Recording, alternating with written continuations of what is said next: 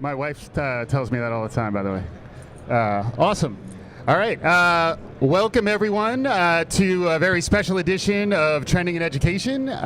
Mike Palmer here, joined, as always, by my colleague, Brandon Jones. Brandon, yes. How are you? I'm quite well. I'll tell you a little bit more about how I am and where I am in just a second. Yeah. But we have another guest we want to make sure we everybody have an amazing guest. We do. The bestest It's the guest. best guest. Yes. So we have Wendy Zukerman from Science Versus. Wendy, thank you for joining us. Thanks for having me. I've never been introduced via rhyme, the best guest. It's we true. try.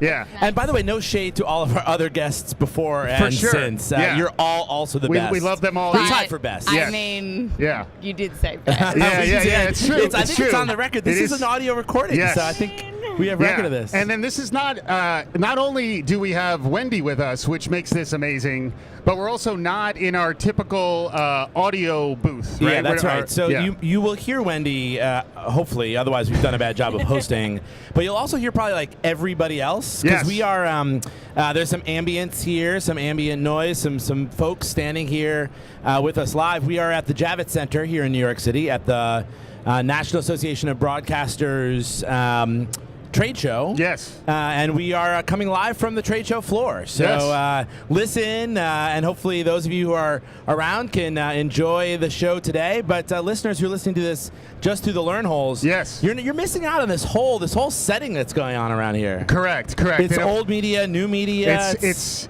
a veritable gumbo of media styles. It sure is. And we're really lucky to have somebody from Gimlet with us. So Wendy. Yes. Hello. Thank you for joining us. What is this like? Where are we? Can you describe? Our listeners are hearing us right now. How would you describe what you're seeing? I guess it's like a airport hangar meets industry, just hullabaloo. Yes. Let's put it that way. It's all of those things. And last time I was at NAB was 2 years, NAB in New York. So we're at the Javits Center in New York. Last time I was here 2 years ago, the NAB conference happened, and it was literally the day after the 2016 election. So we were walking around in the same facility, and there were literally still balloons in the rafters for what was supposed to be a celebratory acceptance speech. Oh, wow. And let me say, the mood here is much more positive. There's a lot more exciting energy here right now. And we wanted to talk about the intersection between education and learning and podcasting. And as luck would have it, both of our shows are both educational and they're podcasts. It's amazing. What a coincidence, really. Yeah. I mean, So can you talk a little bit about what your show is and how long you've been doing it and that kind of stuff? Yeah, sure. So I host a podcast called Science Versus, which is made by Gimlet Media. Yeah. But I was making it in Australia a couple of years ago, and it was never meant to be a full-time job, just a fun thing on the side. And the show is all about trying to take these ideas that people have in the communities, like things that are in the zeitgeist, things they've always thought are true. Zeitgeist alerts. Yeah, that's a trigger. Like, we love that word. I try to say zeitgeisty almost every show. It's really fun. I mean, it's hard to spell, but it's great to say. It's fantastic. It's like hullabaloo. Right? Yeah. Exactly. Yeah. So that's what we do, and then we put all these ideas under like the scientific microscope, and we really try to inject fun but take emotion out of these otherwise potentially emotional issues. So last week we did an episode on gentrification, which lots of people, particularly in New York, have lots of feelings about, but we tried as hard as possible to just look at the data to say what exactly is going on.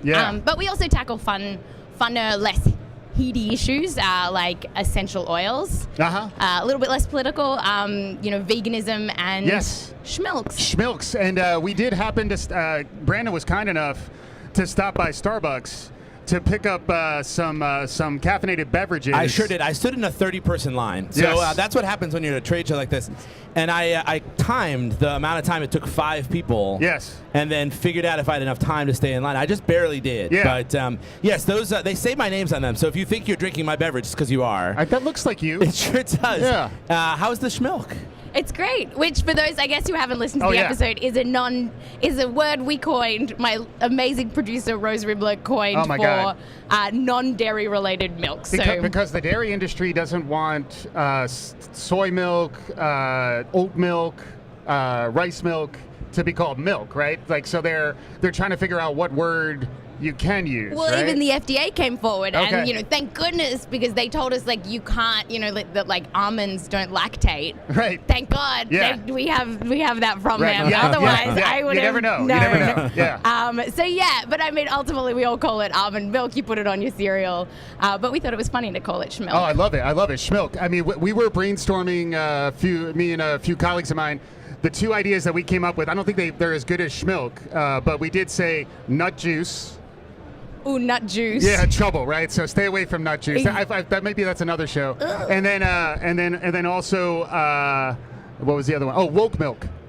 Oh, woke milk. Woke milk, I think, was from Andrew, who's walking around out there. Woke milk isn't bad, right? Because that's kind of a next level idea. It's not. I mean, I feel like it's a misuse of the word woke. Yeah, well, woke is a whole other thing, right?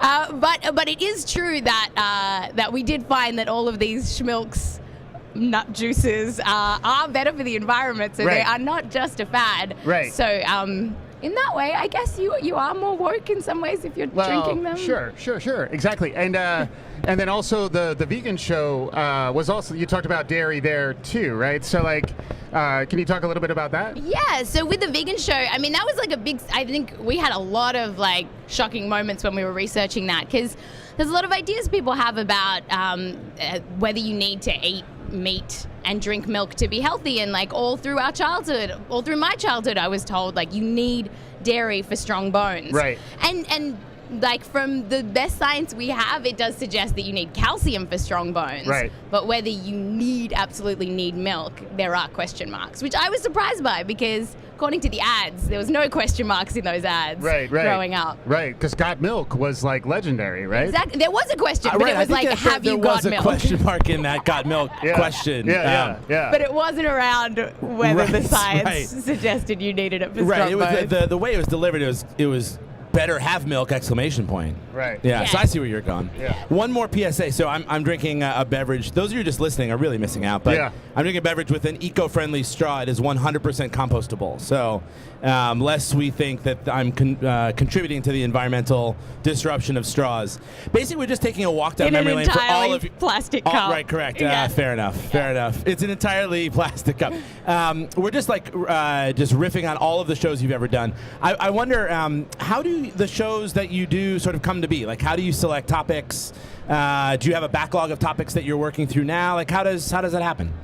Yeah, we have a pitch process, and there is this backlog. It's kind of funny, when I started this show in 2014, and just to give you a sense of what was happening in 2014, our first show and the pilot was on the paleo diet. Remember, it feels like such a long time ago. Now we have the ketogenic diet and various iterations, but that was my first episode. And I remember when I was pitching this show to the ABC, the Australian Broadcasting Corporation, at the time, I really didn't think there was going to be years of a career ahead of me in this kind of fact-checking, zeitgeisty stuff. I was once you get through, in that first episode, in that first season, we did the gay gene and pornography, and we hit the big hitters, and then eventually we got to, in America, we got to vaccines and climate change, and you're how many of these can there be? Right. But the truth is there are so many ideas that people have about so many topics, and they haven't done any research on them. There's just this feeling of I think that's bad, or I think this is definitely good. And so there is this never ending list. But to how we kind of refine what we decide to cover, since you could do this, ultimately forever, it seems is we really try and pick topics that either are really in the moment. So we've got a topic on CBD coming up. That's really kind of having a moment. Last season, we did the ketogenic diet. What is CBD? CBD is cannabinoid, and then BD, right? After the BD. Cannabidiol. It's ultimately a chemical in cannabis. So THC. the like easy narrative is like THC is what makes you high. CBD is a panacea. Oh, that's delightful. Isn't it? Yeah. So you can put it in your coffee and like, pizzam, you with feel your amazing. Schmilk, a little CBD with your schmilk. Exactly. So CBD has a much more interesting story, and there is some interesting science around it, but it's definitely having a moment. And so that was something that we did really want to find more information on. So I think that's basically how we pick it. Like, what's super interesting, what has an interesting story behind it, and what's going to be counterintuitive. So one topic that we've kind of, as an example of something that we haven't tackled yet, is like the flu shot, because I guess, what would you guys think an episode on the flu shot would be? Like, do you think it's effective? Do I think the flu shot is effective, or what do I think a flu shot episode should be about, and would that be effective? I'll answer the second one. The first one. Yeah, the first one. Well, I get a flu shot every year now. So I have a 4-year-old daughter. We talk about her on the show every now and then. Shout out to Penny. Shout out to Penny if you're listening. Why are you listening to a podcast? You're 4. And it was like indoctrinated. They put the indoctrinated in me that as a new parent, you must get a flu shot. Otherwise, you're exposing your child to undue risk. And I know you've got the vaccination, anti-vax movement show as well. But I bought it, and so now I just do it. It happens for free on a day in my office, and so I'm like, yeah, I'll get the flu shot. I guess that would be, for me, the central argument for a show is the science behind it good? Is it helpful in the micro sense for, not Mike Palmer sense, in the micro sense for individual patients? Is it good for us as a society? Like, are we doing more net good or more net harm? I think those are interesting topics to tackle. Yeah. So the reason we haven't tackled it yet is that the answer is probably.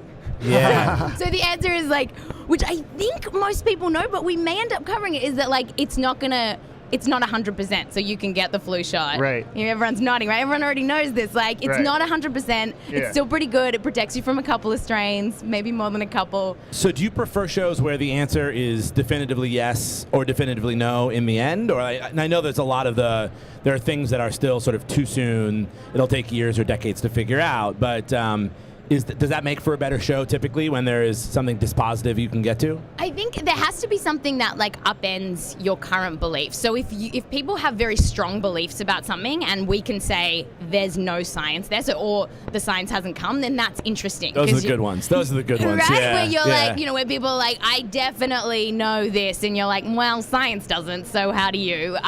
That's interesting. If people have like very strong beliefs and then we can say the science is against you, that's interesting. If people have like beliefs and all we can say is the science is then those are the episodes that are kind of like, well, I didn't really think anything of this, and turns out neither does science. So we tried this, by the way, just a quick interjection. We tried this with learning styles. So there is a myth there or a belief that there are learning styles that people are visual learners or auditory learners, etc.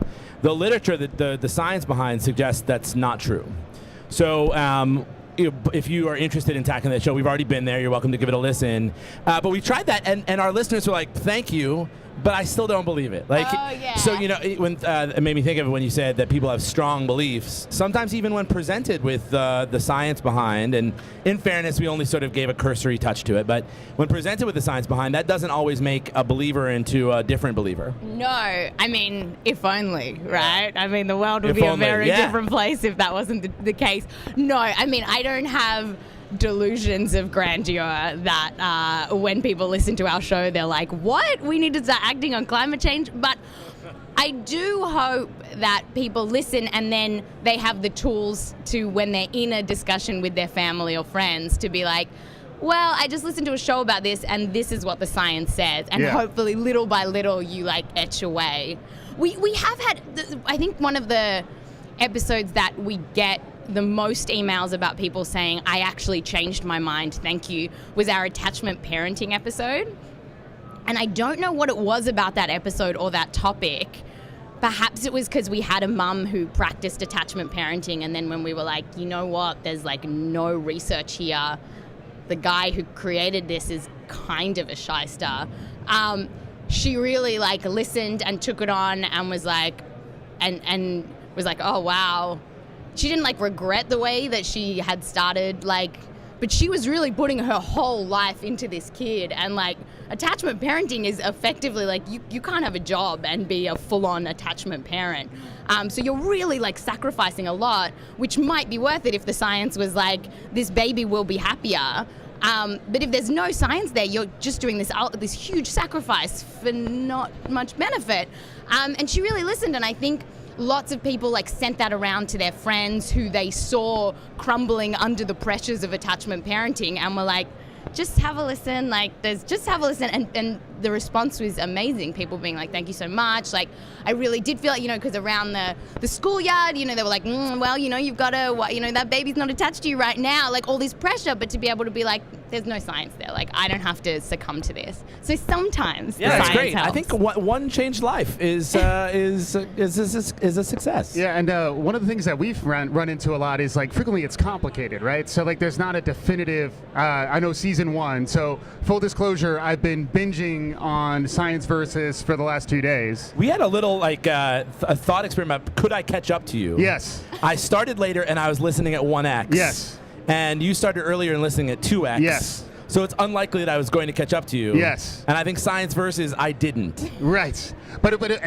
I started with season 1 when you were in Australia. A baby. Yeah. And you were like scoring like science one of them was even Science Versus Science. Yeah. And it was like, it's pretty meta. And there was scoring, and it was pretty always proud like of ourselves. It was like a half versus a half. Yeah. Or it was like 1 versus 0. And I started to get confused, and I realized once you moved on to Gimlet, like you maybe dialed back on that scoring. But isn't it partly because it's just complicated, right? I mean, like we've talked about that frequently. Like you start doing research, you realize the hot take is actually maybe a little more nuanced, and you actually need to dig in and understand. Frequently, you're sort of providing proof points for both sides of an argument, for example. Exactly. So I think the idea in season 1 was very much like science versus a topic. It's like the paleo diet, but it was a completely like false fight, because like science always won. So even if the paleo diet won, science wins as well. Right.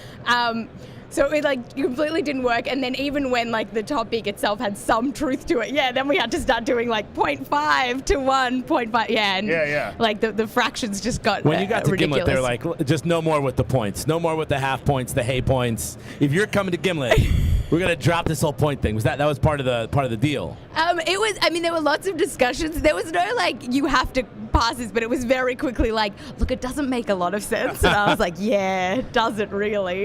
Can you talk to our listeners a little bit about what Gimlet is and what it's like producing podcasts for Gimlet? Because it's like we've trained our listeners on our podcast. They're going to be kind of blown away when they listen to Gimlet podcast. So can you kind of walk us through a little bit of what it's like to produce those shows, and particularly the sound? Like you guys do amazing stuff with sound and amazing stuff with your credits, like because you're a science show. So can you talk about what it's like to work, who is Gimlet, what it's like to work with them, and what goes into your shows? Yeah, absolutely. So Gimlet Media is a podcast company, and it was started up by Alex Bloomberg, who used to work for This American Life and Planet Money, and he had this vision to create this like ultimately a home for really well-crafted podcasts where people had like time and resources to make beautiful audio. And so shows that we make that people might know are Reply All, Startup was the first one, right. Crime Town, Heavyweight. So I think there's this slate of like 10 shows, maybe more. And so at Gimlet, I'm given so many resources that I didn't have when I was in Australia, because it was very much, podcasting was like a cottage industry then. Right. So at Gimlet, I have like a whole team, and I have a senior producer, amazing Caitlin Sorey. I have like two producers, an intern, and I have a sound engineer who's that beautiful sound that you're hearing. Oh who my God. Scores her own, like she makes music for particular episodes, Emma Munger. Yeah. And it's absolutely astonishing, and you can hear the difference. Like, she's like, she hates fading down like music. She's like, that's, we've got to do this like beautiful panache resolve that like with these effects that I have no idea, and it sounds amazing. So the editing process at Gimlet is astounding. So we go through about 3 edits, and then oh, and then we build the actual episode, and then people listen, put in notes. It's like this, and then we have an independent fact checker, and then we have like someone on the team who hasn't worked on it, then they become a fact checker as well. Yeah. So it's this like huge, very detailed process before it goes out into the world. Pretty similar to how we operate. Yeah, that's what I've heard. Yeah. But in case there's one person I hope who's listening. Yes. Is our producer, Dan Strafford. He couldn't be here today. But two things. One, happy birthday. It's almost Dan's birthday. His birthday was yesterday. I guess it happens. Oh, happy birthday. It happens to everyone once a year, but it's still noteworthy. And two, there's so many, like, I've got such sound envy from your show, like Science Versus, which, by the way, we should keep saying because people need to know where Wendy's from. There are all these, like, cool effects that I thought those, from listening to my own show, I thought those were impossible. Like, you couldn't do those in 2018. So Dan Strafford, if you're listening, I'm ready. I'm ready for some more sounds. The for science. Yeah, but just record that little bit. And you can just replay it. You can drop it in. I feel like that could really. It's my favorite trombone. Yeah. We have to source our own sound by saying things like wah wah. Like that's as much sound production as we do. Yeah. But the cool thing, though, from a learning perspective, like, it does seem like the sound actually helps tie to a previous association. So, granted, I've been binging. It was at 2x. Stuff's flying by fast. It feels like you're talking very slowly right now, which is wonderful. But when you drop, like, you talk about a baby, when the anti-vaxxing show, I'll hear, like, a little baby cry, and, like, it actually adds depth to my experience because it's tying to, like, emotional associations and, like, prior memories and things like that. It almost reminds me of like memes, like the way like a visual meme, because like that's the pushback on our learning style show was very much like so many people are just watching content right now as opposed to listening to it or reading it, and like they expect to see GIFs, they expect to see visuals.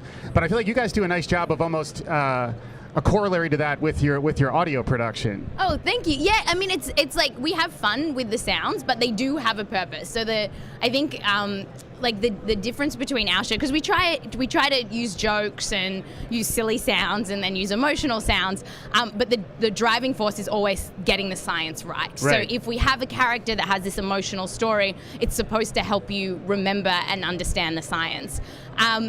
But the sounds, they are important. So when sometimes we put like a silly sound, it's there to like wake you up. Like it's there if we've just told you like a lot of heavy research, we may do a silly sound effect that some people are like, what was that? Like, what was that? But it's there to be like, oh wait, I'm listening. This is something. Did I even miss something? I better go back. It's there for a purpose. And like the scoring is there to tell you like this is one beat. Now we're going to switch beats. We're going to switch the scoring. So it has like its own character. Yeah. And particularly with audio, as you say, obviously we don't have the visuals to be like, we're going into a different scene now. We're going into a different scene now. So the scoring has to play that role. Yeah, and you pack, like we were talking to somebody from Bloomberg Media's, like TikTok Media's, their social media. Jean Calgo was on the show. And she was talking about producing information-rich short-form video. And I feel like you're not short form, you're about 25, 30 minutes a show, but it feels, maybe it's just because I was listening to so much so fast, but it feels really information rich. And then I know like fact checking and like crediting your sources is also something that you seem very passionate about. Like when you listen to the end of the show, that the last 2 minutes or so are citing like a running list of doctors and professors and experts. Can you talk a little bit about that? We're at a media conference. Everyone's talking about fake news and crisis of truth. You guys almost seem like a force for good, and we're trying to model our flow around what you guys are doing. But can you talk about like the importance of fact checking and peer review? Even when you did Science Versus Science, you were sort of saying, in some ways, science eats itself. And that's okay. So I should have that as like a post-it note, like force for good on those bad days. We're trying to figure out our merch guest and force for good. Yeah. Michael says force for good. This is a really affirming experience for you. No, this is great. I know. Fact checking is super, super important to us. So it's like it's the entire brand of the show is that we have to get the facts right. Like I've always said, if to my team, not to the world. Like if the show is a little bit boring at times, that's more important. That's more important that it's boring and we get the facts right. So if it means we have to like take people on a bit of a journey about what the study has done. Right. And by journey, I mean, if it's going to be tough and complicated, if we get the science right, we can all go to sleep. That's fine. And so it has been hard though, because you read to get a show that is half an hour, that is palpable and listenable and interesting and correct, you actually have to do so much more research than if you were going to do a 2-hour journey into a topic where you can go into like every single avenue, even if you're like a Nova special or something. Exactly. Right? Yeah. Or even, to actually like research, you do this like pile of research and you're like, okay, the consensus is all building around this one particular idea. That's the idea this episode has to be about. We don't need to mention all these like the root system or the everything else. If all the scientists are like heading towards this direction, that's what we focus on. But you need to do a ton of research to know where that consensus is building. And, particularly in the early seasons of the show and in America, like, people didn't really know who I was. And obviously many people don't know who I am now. But before, it was really like, wait, who is this? She's working for Gimlet. She's already telling me how to parent. Like, what is this woman?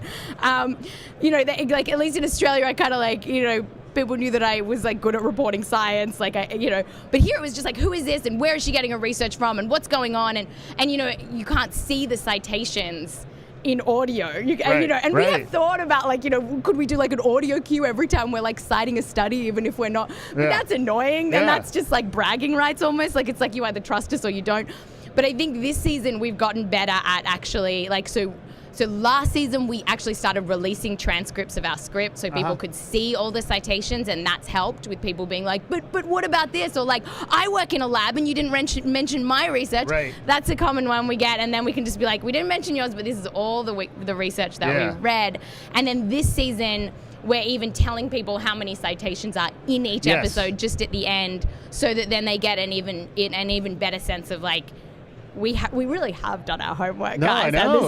And this is what we think. But it takes a level of trust, and we do love that our audience is like, but what about this and what about that? And sometimes they do say things that we haven't thought about, but often we have. Yeah, well, it's also it is interesting to think about the sort of the level to which people are questioning what is true these days, and the role that science can play, and then.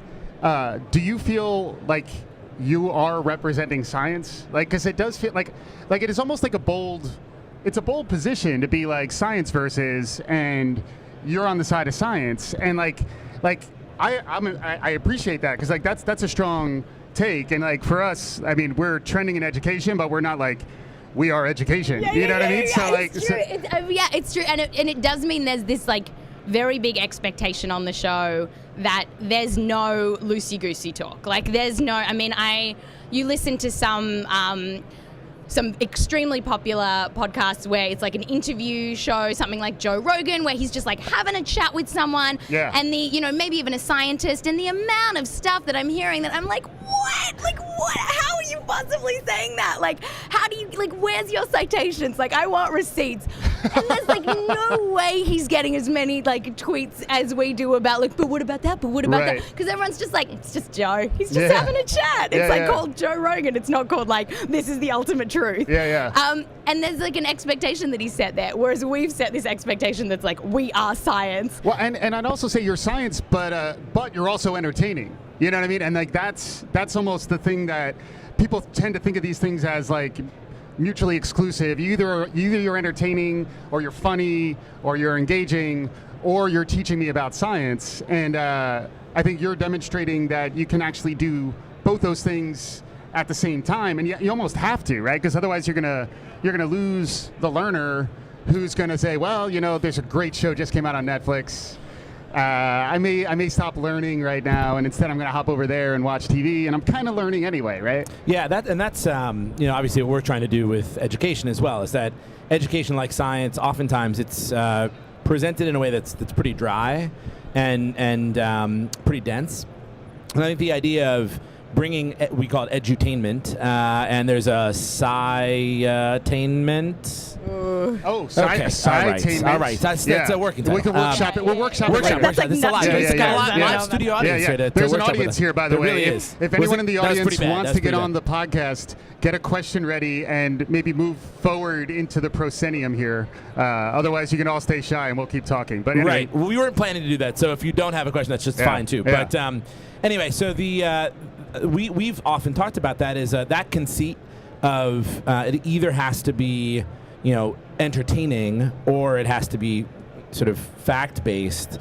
I think that conceit is a false construct. We have.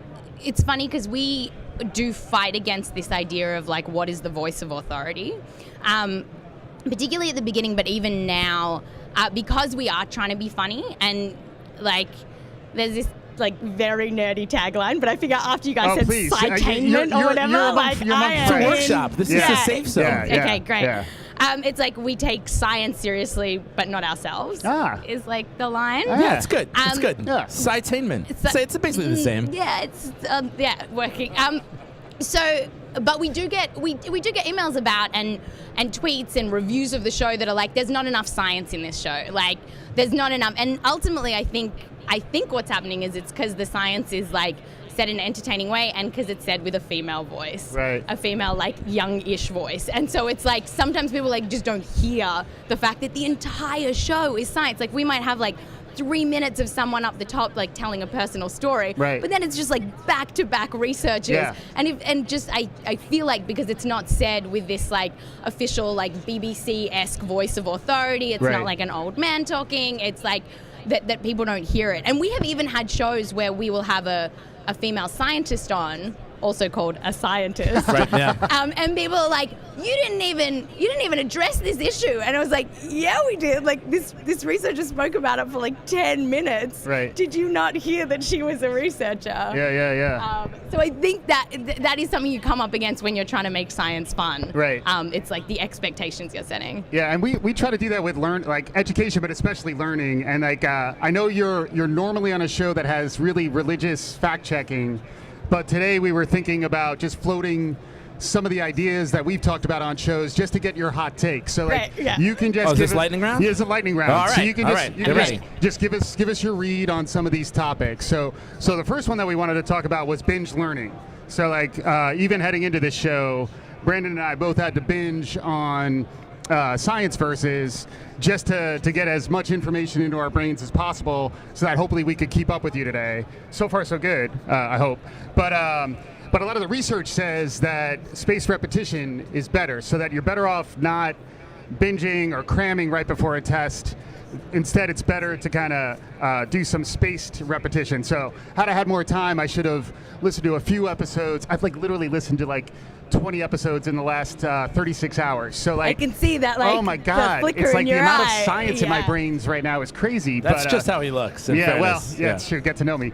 But are we asking Wendy if does she have? Do you have any kind of take? A science person, do you have any take on whether binge learning or cramming? Like, what's your instinct on that? Or feel free to say maybe not, or what do you think about binge learning? Or do you want to quiz us on shows? Yeah, okay, let's do this as a test, because I haven't done any research on it, so I wouldn't want to make any claims. That's like our wheelhouse. Right? Yeah. That's like okay, so you said you listened to a whole bunch of episodes. Yeah. Okay, so serial killers. Yes. What do you now know about serial killers? Oh my God. Okay, so serial killers, there's a sexual thing. I remember you talked about that, where there is a sexual part. Maybe that's the main thing I remember. There was more. I feel like that's going to be the answer to all of your test questions. No. But that one was interesting because I felt like it was. Well, can you prompt me? I feel like with the prompt, I'll get it. It was. Yeah. I mean, I think it was. But that actually, I want to make fun of you for that being your response. But literally, that was my takeaway as well. Like, I was much more excited to research to get into the topic of serial killers until I started researching it, and then I was like, oh, they're all just like fucked. Yeah.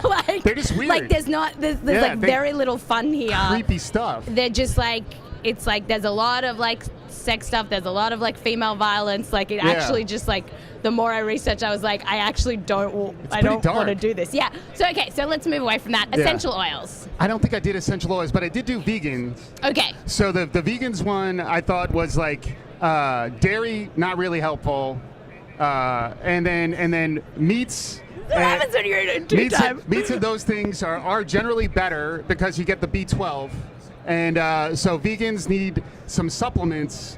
But otherwise, it's generally it's better for the environment, and with some supplements, it's probably as healthy, if not maybe a little healthier.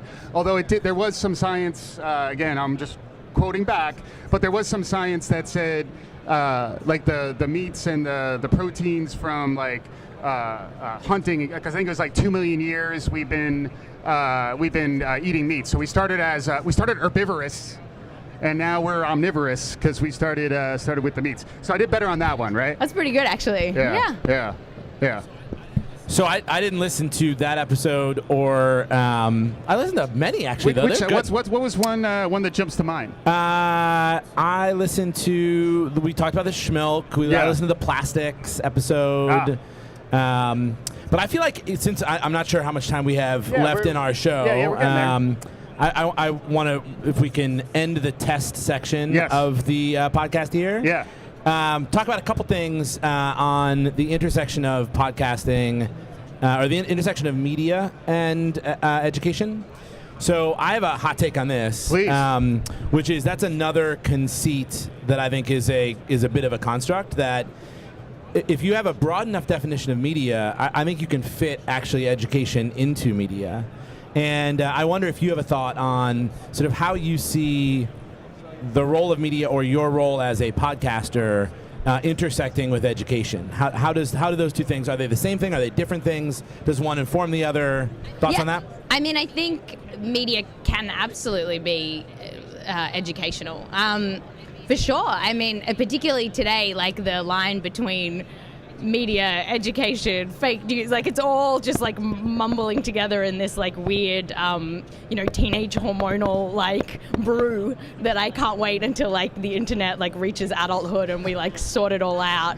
But I absolutely see our show as being like educational in that people are learning things and they're hopefully like learning how to think about science. Like I think if they take anything away, even if they don't like agree with the topic or they're not convinced by the science, like at least I think there's this big anti-science push right now, which is obviously like very upsetting and very disturbing. But hopefully our show and others that are doing similar work go a little part of the way of just being like, look, science isn't perfect. It doesn't have all the answers, but it's the best we've got. And this is how you can yourself like analyze a study. Like if a news report comes out that says, whatever, CBD cures autism, like you can look at that and you can start being like, okay, was it done in an animal study? It was done in humans. How many humans were in it? How long did this study go for? Who was it funded by? Like there are tools in the toolbox that you can do your own critical thinking without just like saying these like jingoisms like, oh, science, that's just, funded by whatever. Like there's just these like jingoisms and it's like, well, who do you think is funding all this like natural bullshit? Like, like you think that's just like coming out, so I think hopefully it gives people their own tools. Yeah, I was I think that's all right. I am going to try to pitch that education is media in as much as it's delivered through a medium. And so the message matters. I mean, if you create a broad enough definition, you can shove anything in there. That's what I've been trying to do. Someone did debating in high school. Yeah, that's true. But sometimes we think about the medium for media as being really important for media and less so for education. But despite our debunking of the myth of learning styles, the way in which you deliver it is really important, I think. And so. If there are people who are, creators of educational content, one of the things that we've tried to encourage them to think about is be really purposeful in that. And so I think that the choice of, audio as the medium that we all work in, and how you support that with transcript or show notes, things like that. I think all of that is relevant for thinking about educational content as well. And I hope you do too, because I have nothing more to say about it. Well, I mean, we did do a recent show where I was talking to you a little bit in the prep around memory palaces and like how you can train your memory by using imagery and physical locations. It's an ancient. Yeah, so was that true? Is that well, true? it was true based on us. Like you guys may need to do further research, but there are a lot of like mental athletes who can memorize a ton of stuff because our brains are designed to remember like physical spaces and then also really vivid imagery. And I do think you guys do that very maybe naturally, but I think like it works. Like when you can make a very specific visual image, or if you can make something that's a little bit funny or bawdy or something that makes it salient, it actually sticks in the learner's memory better. So like even Moonwalking with Einstein, the name of the book that we were referencing, that was one of the things that Josh Furr was using to remember Moonwalker. That was one of his mnemonics. So like there's good science about mnemonics. It's a good idea maybe for a show for you guys, because like we have a ton of ideas on that front, just around stuff that we've done some preliminary research in, but it's almost like we should be serving that up to dive into. That is something that our editors, like Alex Bloomberg and Caitlin Kenny, they do tell us and have told, like, particularly when I started it at Gimlet, and I was like, let's just put all the data in the podcast, and they were like, the way that they have been taught. And again, I don't know about the science. This is just like something that we're kind of learning on the fly, completely anecdotal, not peer reviewed. Yeah, you're on our show. Yeah. But what we have been told is that like when you tell something through a story, yes, it does help people remember, and when you try and create an image around it, people remember it better. Right. And so I think, which you do see in like the best podcasts, or the podcasts when people are like, oh, what have you listened to recently? Often I think people will like recount a story that they actually visualized in their head. Like there was one from This American Life recently about like a bunch of bird feathers that got stolen, and like I remember that as if I saw it on television, because it was so visual in the way they described it. And like that is something I don't think people perhaps realize when they're listening to podcasts, that they're imagining it, and that's what's helping them to remember it. Whereas if you just give them like fact after fact, just like disembodied facts, it's hard to like put it somewhere. Yeah, exactly. I think we're getting close to time, but one of the questions that we normally ask our guests is like, what trends are you tracking? Like, what are you seeing emerging in the world in 2018 that you think might be relevant to learning or to media or to science? Is there anything new that's got your attention? Tough question, right? Right? Yeah. Any trends? Can I have like a hopeful, optimistic trend? Yes. That's not actually one. Never on this show. Yes, but of course, I feel like if I just like say it, eventually it may happen. Yes. I feel like the anti-science trend is going to stop soon. Is going to slow down. Yes. I feel like it has been perpetuated by various places that, and I feel like eventually people are going to realize like actually they just want. Whether they're looking for something that's going to help them live their life better or for the environment to improve or whatever, ultimately people do just want to know the truth.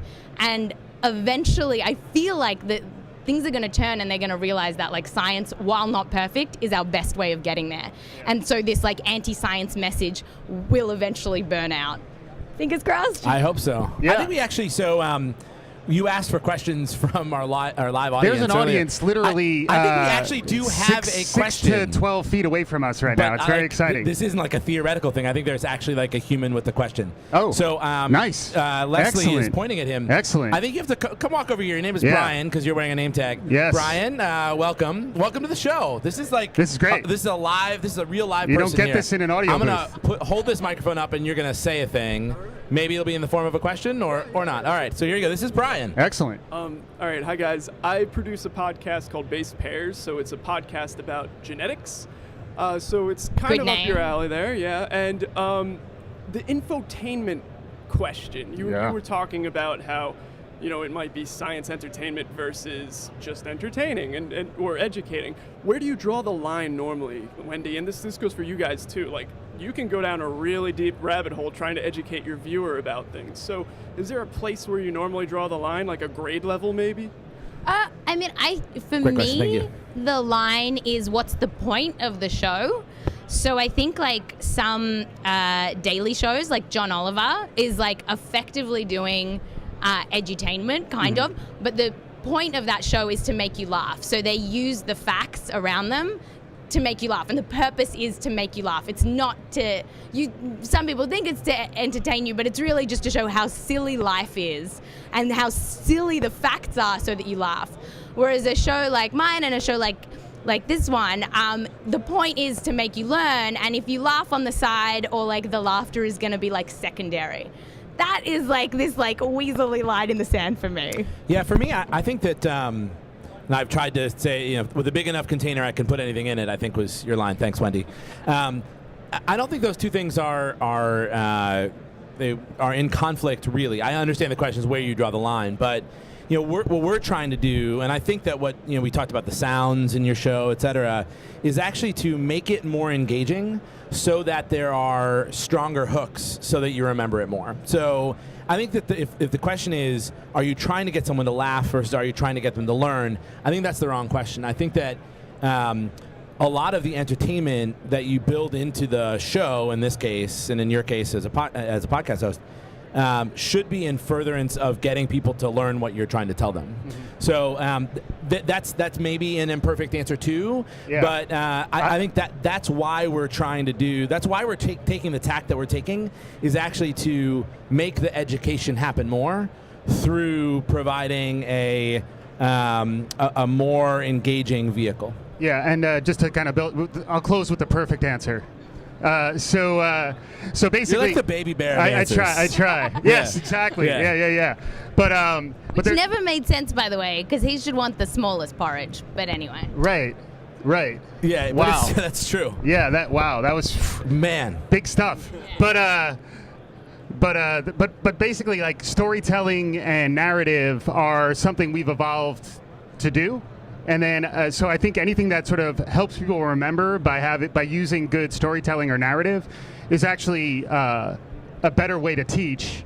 And then if you have good learning objectives and the intentionality that Brandon was talking about and Wendy was talking about, like we're trying to educate people about a specific thing, then that's your learning objective. And you should be I would argue you should be experimental about your tactics, and don't be like don't limit yourself. Like don't accept the self-limiting belief that science is boring. Like it's not.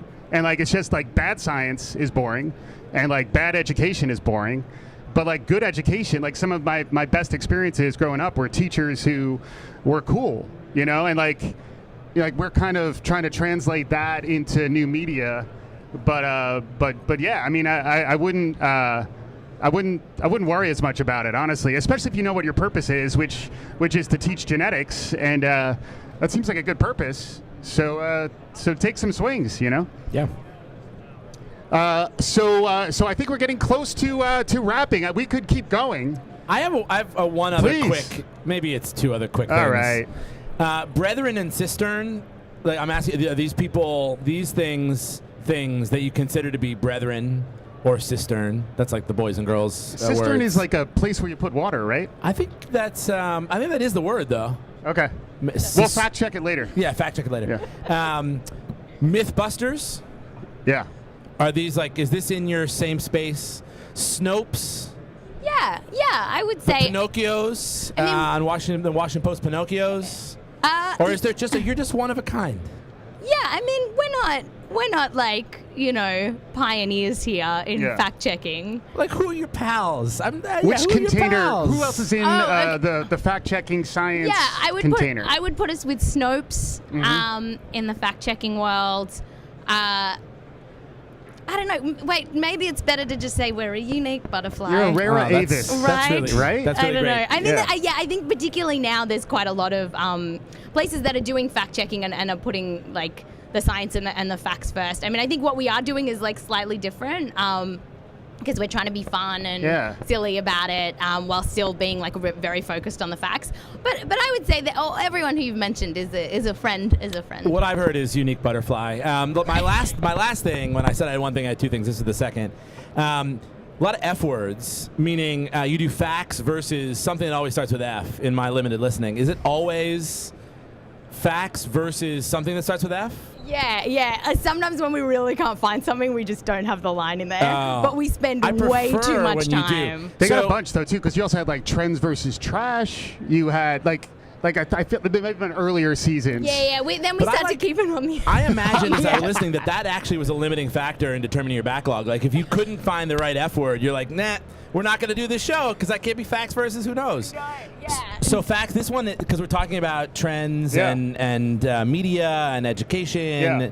Is this facts versus fake news? Facts versus... Oh, yeah, I like that. Facts versus fake news. Or another F word that you may have. But facts versus... This right this here? Show, this very show. Yeah. Versus versus funny chit chat. All right, there we go. I think the funny chit chat won out. Exactly. Wendy Zukerman, thanks very much for joining us here. Thanks to our audience. We have a live audience. Thanks, you guys. Thanks for the question. Brandon, thanks to Zoe's. Yeah, thanks for being here. Thanks, Wendy. Thank you. Yeah. And for our listeners, we'll be back Tuesdays and with an occasional extra every so often. And definitely have many listens at whatever speed works for you to Science Versus with Wendy Zukerman. Thanks so much. Thank you. Awesome.